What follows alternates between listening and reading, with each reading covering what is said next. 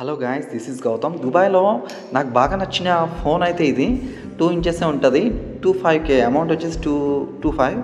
దీంట్లో సామ్సంగ్ అని ఉంటుంది, ఐఫోన్ ఉంటుంది. బట్ ఇవన్నీ నార్మల్ మాస్టర్ పీస్, డూప్లికేట్ అనుకోండి. బట్ నార్మల్ యూజింగ్కి అయితే బెటర్.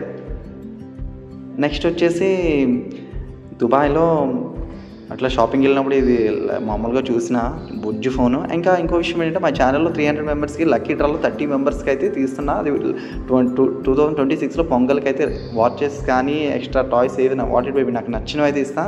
First Dubai ఐటమ్సే.